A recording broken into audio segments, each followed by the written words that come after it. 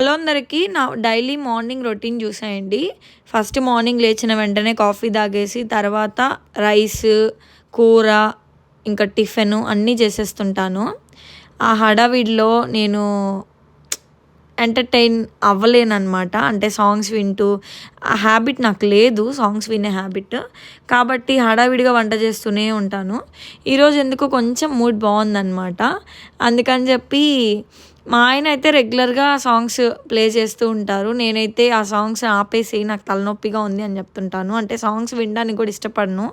ఈరోజు ఎందుకో బాగున్నాను కాబట్టి కొంచెం ఆ సాంగ్స్ని పాడుకుంటూ ఇంకా వంట అయితే చేశాను. ఫైనల్గా పొటాటో ఫ్రై అండ్ రసం అయితే చేశాను అనమాట.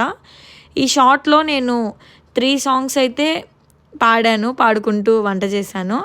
ఆ సాంగ్స్ ఏంటో చూద్దాం, ఎంతమంది కనిపెడతారో.